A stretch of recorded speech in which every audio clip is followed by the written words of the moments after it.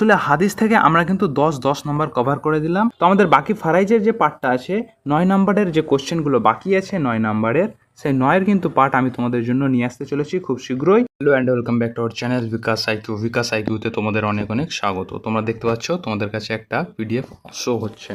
তো এই পিডিএফটা কিসের আমি আবারও বলে দিই, যেহেতু তোমাদের থার্ড সেমিস্টার পরীক্ষা অনেক কাছেই, তাই তোমাদের পর্ষদের তরফ থেকে কিন্তু অর্থাৎ মাদ্রাসা এডুকেশনের তরফ থেকে তোমাদের জন্য কিন্তু একটা স্যাম্পল কোশ্চেন পেপার বার করে দিয়েছে। তো সেই স্যাম্পল কোশ্চেন পেপার আমি তোমাদের পেড গ্রুপের মধ্যে দিয়ে দিয়েছি অলরেডি। তো সেই স্যাম্পল পেপারটা ছিল তোমাদের ইসলামিক স্টাডিজের কিন্তু ছিল। আমি ইসলামিক স্টাডিজের কিন্তু উসুল এবং ফারাইজ জাস্ট এই দুটো সাবজেক্ট পড়াই, তাই জন্য এই দুটো সাবজেক্টের কিন্তু সম্পূর্ণ যত প্রশ্ন ছিল আমি সব প্রশ্নগুলোকে এই পিডিএফের মধ্যে অ্যাড করে দিয়েছি, এবং জাস্ট অ্যাডই করিনি, এর মধ্যে কিন্তু আমি সঠিক উত্তর তোমাদের জন্য নির্বাচন করে রেখে দিয়েছি। সাথে সাথে কিন্তু আমি এদের যে ব্যাখ্যাটা রয়েছে প্রত্যেকটা প্রশ্ন কিন্তু অ্যানালাইসিস করে তোমাদের যা যা পড়িয়েছি সেই প্রশ্ন থেকে কিন্তু আমি ব্যাখ্যা করে দিয়ে দিয়েছি। তো চলো দেরি না করে আজকের এই সম্পূর্ণ পিডিএফটা আমি তোমাদের শো করে দেখাচ্ছি এবং সম্পূর্ণ ব্যাখ্যা বিশ্লেষণ সহ তোমাদের আজকে উত্তর বলে দিতে চলেছি। তো প্রত্যেকবারের নেই আমি এবারেও বলছি, তোমাদের থার্ড সেমিস্টারের পরীক্ষা যেহেতু চলে এসছে, সম্পূর্ণ টেক্সট বইটাকে খুঁটিয়ে পড়ো। যারা এখনও মনে করছো যে আমাদের কাছে সময় নেই, তারা কিন্তু অবশ্যই আমাদের হেল্পলাইনের সাথে যোগাযোগ করো এবং আমাদের এই বিকাশ আইকিউ ইনস্টিটিউটে তোমরা অ্যাডমিট নিতে পারো এবং সম্পূর্ণ পিডিএফ কিন্তু তোমরা সাথে সাথে পেয়ে যাবে। আর যারা ইউটিউব থেকে ক্লাস করছো তারা কিন্তু অবশ্যই, এবং যারা আমাদের বিকাশ আইকিউতে নতুন এসেছো, ভিজিট করছো বা পুরাতন এসেছো এবং যারা সাবস্ক্রাইব না করেই চলে যাও, তারা কিন্তু অবশ্যই সাবস্ক্রাইব করে যেও। কারণ তোমাদের জন্যই কিন্তু, তোমাদের ফ্যাকাল্টির জন্যই কিন্তু আমরা দিনরাত পরিশ্রম করে যাচ্ছি। তোমাদের অবশ্যই সাবস্ক্রাইব করতে তো কোনো টাকা পয়সা লাগে না, তাই অবশ্যই কিন্তু তোমরা সাবস্ক্রাইব করে দাও। আর তোমাদের সেই সব বন্ধুর সাথে শেয়ার করো ভিডিওটা যারা কিন্তু পড়াশোনা অত্যন্ত দুর্বল এবং এরকমই কিন্তু এরকম সাজেশন চাই। তো চলো বেশি কথা না বাড়িয়ে শুরু করছি। দেখো, সর্বপ্রথম আমাদের 1 নম্বর প্রশ্ন বলা হয়েছে যে সুন্নাহ শব্দটি কি? বহুবচন, দ্বিবচন, একবচন, কোনোটাই না। এখানে এরকম কিন্তু তোমাদের 4টা অপশান দিয়ে দিবে, এরকম 4টা অপশান দিয়ে দিবে এবং তোমাদের সঠিক গোল করতে হবে। পরীক্ষার খাতে এরকম অপশান দিয়ে দেবে 1, 2, 3, 4 এরকমভাবে কিন্তু অপশান দিয়ে দেবে এবং প্রত্যেকটা নিচে এরকম গোল করে দাগিয়ে দিবে। প্রত্যেকটা অপশানের কাছে কিন্তু এরকম গোল করে দাগানো থাকবে। তো তোমাদেরকে জাস্ট এরকমভাবে গোল করে বুলিয়ে দিতে হবে। তো এরকম তোমাদের যেটা সঠিক উত্তর হবে সেটা কিন্তু তোমরা গোল করে দাগাবে। তো সর্বপ্রথম আমরা দেখে নিচ্ছি যে 16 নম্বর প্রশ্নে বলা হয়েছে সুন্নত শব্দটি কি? বহুবচন, দ্বিবচন, একবচন, অর্থাৎ কোনোটি নয়। আমরা জানি সুন্নত শব্দটি হচ্ছে একবচন। দেখো, আমি সঠিক উত্তরটা কিন্তু তোমাদের জন্য রেডি করে রেখে দিয়েছি, আর তার সাথে সাথে কিন্তু আমি রেখে দিয়েছি ব্যাখ্যাটা যে কেন হলো। কারণ আরবি ব্যাকরণের সুন্নাহ শব্দটি একবচন অর্থাৎ ওয়াহিদ, আর এর বহুবচন বা জামা হলো সুনান। তাই জন্য আমরা কিন্তু সুন্নাহ শব্দটি কিন্তু একবচন অর্থাৎ ওয়াহিদ হবে আমাদের সঠিক উত্তর। 2 নম্বর প্রশ্নে যাচ্ছি, চলো। সুন্নাহের সম্পর্ক।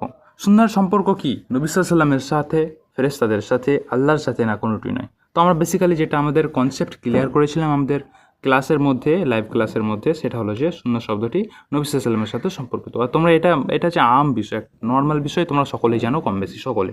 তো সঠিক উত্তর আমাদের হয়ে যাচ্ছে নবী সাল্লাল্লাহু আলাইহি ওয়াসাল্লামের সাথে শহীদ। ব্যাখ্যা কী বলা হয়েছে? ব্যাখ্যায় বলা হয়েছে উসুলে ফিকে সুন্নাহ বলতে নবী হযরত মুহাম্মদ সাল্লাল্লাহু আলাইহি ওয়াসাল্লামের পবিত্র বাণী অর্থাৎ কওল। নবী সাল্লাল্লাহু আলাইহি ওয়াসাল্লাম যে সমস্ত কথা বলেছে, আমল করেছে, ফেল করেছে, অনুমোদন দিয়েছে, তাকরির করেছে, সেইগুলোকে কিন্তু আমরা সুন্নত হিসাবে জানি। 18 নম্বর প্রশ্নে বলা হয়েছে যে অভিভাবকের অনুমতি ছাড়া বিবাহ শুদ্ধ ড্যাশ। তো অভিভাবকের অনুমতি ছাড়া বিবাহ শুদ্ধ কি হবে, হবে না, বাতিল হবে, না সবগুলোই? তো আমরা প্রশ্নের মধ্যে কি দেখেছিলাম, আমরা যখন পড়াই তোমাদের উসুলে ফিকহের মধ্যে, তো তোমরা প্রায় কম বেশি জানো সকলেই যে আমাদের কিন্তু বিবাহ শুদ্ধ হয়ে যাবে। আচ্ছা, তোমরা এবার আমাকে কমেন্ট করে জানাবে যে কোন ইমামের কাছে, ইমামের নিকট শুদ্ধ হবে না, অর্থাৎ বিবাহ শুদ্ধ হবে না। কোন ইমামের নিকট ওলির বা অভিভাবকের অনুমতি ছাড়া বিবাহ শুদ্ধ হবে না, এটা কিন্তু অবশ্যই আমাকে কমেন্ট করে জানাবে। তো সঠিক উত্তর হয়ে যাচ্ছে আমাদের সাহিহা, অর্থাৎ অপশান নাম্বার এ, বিবাহ শুদ্ধ হয়ে যাবে। ফিকহে হানাফি অনুসারে প্রাপ্তবয়স্ক এবং সুস্থ মস্তিষ্কের নারীর অভিভাবকের অনুমতি ছাড়া যদি উপযুক্ত কুফু বা সমতা থাকে, তাহলে বিবাহ বন্ধনে আবদ্ধ হলে বিবাহ সহি বা কার্যকর হয়ে যাবে। আর তোমরা যেটা আমাকে কমেন্ট করে জানাবে যে কোন ইমামের মতে বিবাহ শুদ্ধ হবে না ওলির অনুমতি ছাড়া। চলো পরের প্রশ্নে যাচ্ছি। তো মুজতাহিদ সর্বপ্রথম মাসলার বিধান অনুসন্ধান করবে কার কাছ থেকে বা কোথা থেকে? আমরা আগে কি জেনেছি যে আমাদের শরিয়াতে কিন্তু মূল যে নীতি বা মূল যে পিলার হচ্ছে 4টা। একটা হলো কোরআন, একটা হাদিস, একটা কিন্তু হচ্ছে ইজমা, একটা কিয়াস। এরকমভাবে কিন্তু আমরা প্রত্যেকবারের ন্যায় এবারেও বলে দিলাম। তো এখানে প্রশ্ন দিয়েছে মুজতাহিদগণ যারা ইজতিহাদ করে সর্বপ্রথম মসলার কোন বিধান অনুসরণ করবে, কোরআন, হাদিস, ইজমা, কিয়াস, এই চারটার মধ্যে কোনটা? তোমাদের বেসিক্যালি ধারণা আছে যে কোরআন শরীফ থেকে সর্বপ্রথম কিন্তু আমাদের মসলার বিধান অনুসরণ করবে, তাই সঠিক উত্তর হয়ে যাচ্ছে আমাদের অপশান নাম্বার বি। এবং আমাদের ব্যাখ্যায় বলা হয়েছে যে শরীয়তের সর্বপ্রধান মূল উৎস হলো কোরআনুল করিম, তাই যে কোনো মসলার সমাধান একজন মুজতাহিদকে সর্বপ্রথম কোরআনের মধ্য থেকে, কোরআনের বিধান থেকে খুঁজতে হবে। 20 নম্বর প্রশ্নে যাওয়ার আগে আমি বলছি যে তোমাদের থার্ড সেমিস্টার পরীক্ষা আবারও বলে রাখছি সম্পূর্ণ টেক্সট বই খুঁটিয়ে খুঁটিয়ে পড়ো। জাস্ট এটা আমি তোমাদের কাছে স্যাম্পল কোশ্চেন পেপার সলভ করছি, তাও কি শুধুমাত্র স্যাম্পল পেপারটা আছে তোমাদের ফারাইজ এবং উসুল থেকে দেওয়া হয়েছে, ফারাইজ এবং উসুল থেকে দেওয়া হয়েছে। বাকি যে সাবজেক্ট অন্য স্যারের দায়িত্বে আছে তিনি ওইগুলো করিয়ে দিবেন। থার্ড সেমিস্টারে কিন্তু কোনো সাজেশন হয় না, জাস্ট আমি কিন্তু তোমাদের কাছে শুধুমাত্র ইম্পর্টেন্ট কোশ্চেনগুলো নিয়ে উপস্থিত হয়েছি যাতে করে তোমাদের বুঝতে এবং পড়তে অনেকটা পরিমাণে সাহায্য করে। 20 নম্বর প্রশ্ন বলেছে ক্রম অনুযায়ী সাজাতে। সব থেকে কঠিন যদি প্রশ্ন বলা হয় থার্ড সেমিস্টারে এইটাকে বলা হবে।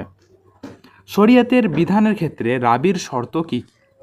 তো তোমাদের এই প্রশ্নের নিয়ম হচ্ছে যে সব থেকে 1 নম্বর যেটা হবে সেটাকে আগে প্রেফার করতে হবে, তারপরে যেটা হবে সেটাকে প্রেফার করতে হবে 3 নম্বরেরটা, তারপরে একদম 4 নম্বরেরটা। ধরো আমি তোমাদেরকে কথাই বলছি যে আগে আমাদের হয়ে যাবে 1 নম্বরেরটা, ঠিক আছে, 1 নম্বরেরটা, তারপরে আমাদের হয়ে যাবে 2-এর দাগেরটা, তারপরে আমাদের হবে 3 নম্বরটা, তারপরে হবে 4 নম্বরটা। যদিও এই অপশানটা ভুল আছে, মানে আমি তোমাদের বোঝানোর জন্য জাস্ট একটা কনসেপ্ট ক্লিয়ার করাচ্ছি।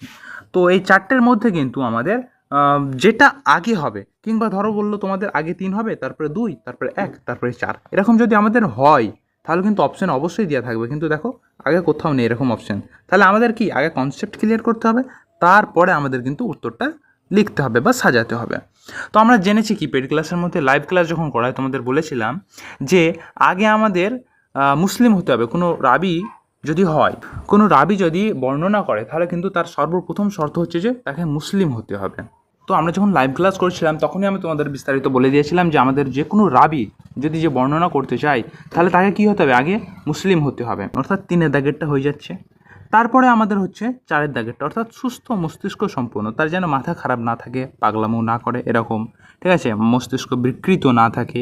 তারপরে যেটা হবে 2, অর্থাৎ তীক্ষ্ণ স্মরণশক্তি সম্পন্ন, অর্থাৎ তার যেন প্রচুর তীক্ষ্ণ স্মরণশক্তি হয়, কারণ যখন একটা রাবি হিসাবে তিনি হাদিস বা অন্য কিছু বর্ণনা করবেন তখন কিন্তু তাকে তীক্ষ্ণ স্মরণশক্তি হওয়াটা তার অনিবার্য। কারণ যদি তার তীক্ষ্ণ স্মরণশক্তি না হয় সে কিন্তু আগের হাদিসটা পরে এবং পরের হাদিসটা আগে এরকম করে বিকৃত করে দিতে পারে সম্পূর্ণ হাদিসটাকে বা মশলাটাকে। আর সর্বশেষ যেটা হবে আমাদের ন্যায়পরায়ণ, অর্থাৎ তাকে ন্যায়পরায়ণ হতে হবে। তো আগে আমাদের হয়ে গেল 3, তারপরে হচ্ছে যে 4, তারপরে আমাদের 2, আর সর্বশেষ কিন্তু আমাদের 1 হচ্ছে। তো 3, 4, 2, 1 এই অনুযায়ী কোনটা ফরম্যাটে সাজানো আছে আমাদের অপশান নাম্বার ডি। ভুলবশত টাইপিং মিস্টেকের ফলে আমাদের এই অপশানটা চলে এসছে, বি হবে না কোনো মতেই। তো বাকি আমাকে তোমরা যদি কোনো কিছু অসুবিধা মনে হয় আমাকে কমেন্ট করতে পারো। চলো তো ব্যাখ্যাটা দেখে নেবো যে উসুলে হাদিস অনুযায়ী হাদিস বর্ণনাকারী অর্থাৎ রাবির শর্তাবলী ক্রম হলো যে আগে কি ইসলামে থাকতে হবে অর্থাৎ মুসলিম হতে হবে, তারপরে আকেল বা সুস্থ বুদ্ধি হতে হবে, তারপরে জাবাত অর্থাৎ স্মরণশক্তি হতে হবে, আর আদালত বা ন্যায়পরায়ণ হতে হবে তাকে। চলো তারপরে প্রশ্নটা দেখে নিই। 21 নম্বর প্রশ্নে বলা হয়েছে শূন্যস্থান পূরণ করতে। তো খুবই সহজ ব্যাপার, কিন্তু কনসেপ্ট ক্লিয়ার থাকা চাই। কিয়াস সঠিক হওয়ার শর্ত হলো ড্যাশ। আমি তোমাদের প্রায়শই এই কোশ্চেনটা ধরে থাকি যে কিয়াস সঠিক হওয়ার শর্ত হলো যে 4টি, এবং কি কি 4টি আমাদের কিয়াস সঠিক হওয়ার শর্ত সেটা কিন্তু তোমরা আমাকে কমেন্টে জানাবে। তো আমি তাও ব্যাখ্যা হিসাবে তোমাদের দিয়ে রেখেছি এখানে যে কিয়াসের প্রধান স্তম্ভ বা মৌলিক শর্ত হলো 4টি। 1 নম্বর হলো আসল বা মূল ভিত্তি, 2 নম্বর ফরা তথা শাখা, 3 নম্বর ইল্লাত বা কার্যকরণ, আর 4 নম্বর হয়ে যাচ্ছে হুকুম বা বিধান। চলো তার 22 নম্বর প্রশ্ন দেখে নিচ্ছি। কিয়াস শরিয়াতের দলিল সমূহের মধ্যে হতে একটি, অর্থাৎ আল কিয়াসু মিনাল হুজ্জাতি শরিয়া। কিয়াস শরিয়াতের দলিলের মধ্যে একটা। আমরা আগেই জেনেছি কোরআন, হাদিস, ইজমা, কিয়াস, আর বিস্তারিত বলছিনি।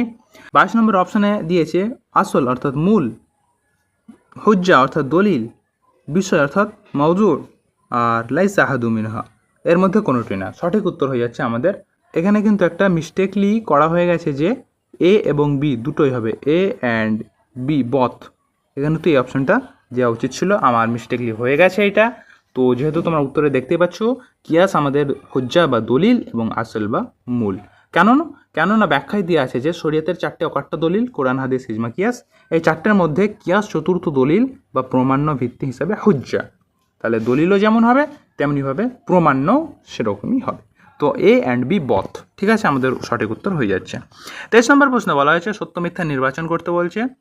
হাদিসে মুতাতির দ্বারা অর্জিত হয় নিশ্চিত জ্ঞান, হাদিসে মুতাতির দ্বারা অর্জিত হয় মনসন্তুষ্টি জ্ঞান।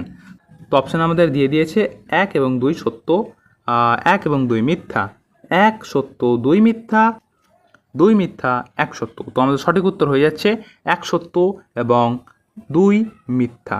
কারণ বা ব্যাখ্যা হিসাবে আমি কিন্তু রেখেই দিয়েছি তোমাদের জন্য যে হাদিসে মুতাওয়াতির নিশ্চিত ও অকাট্য জ্ঞান দান করে, অর্থাৎ ইলমুল ইয়াকিন দান করে, তাই জন্য 1 সত্য।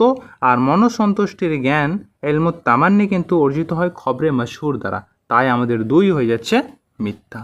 24 নম্বর প্রশ্নে বলা হয়েছে ইজমা 2 প্রকার, একটা হলো মুরাক্কাব আর একটা হলো মুফরাদ।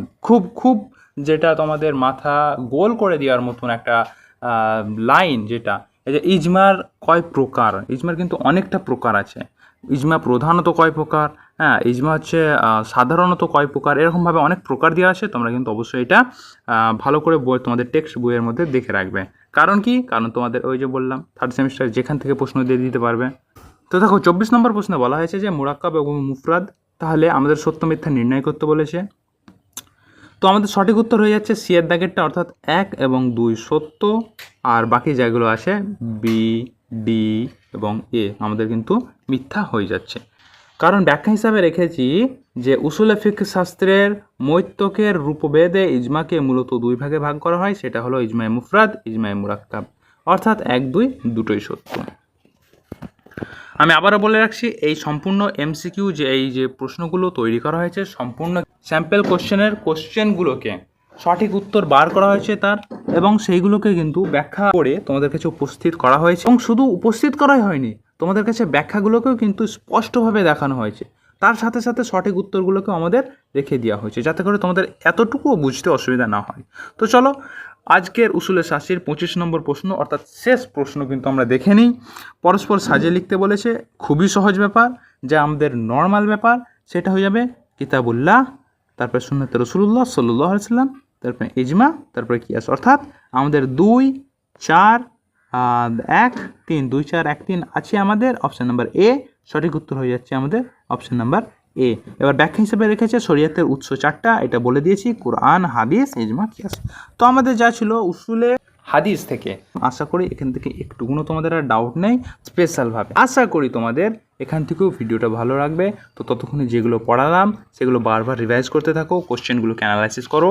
আমি বাকি যে ফারাইজের যেটা আছে 9 নাম্বার, সেটা কিন্তু অতি অবশ্যই খুব সামান্য দিনের মধ্যে কিন্তু আমি তোমাদের কাছে প্রোভাইড করে দেবো। তো চলো দেখা হচ্ছে ফারাইজের ক্লাসের মধ্যে।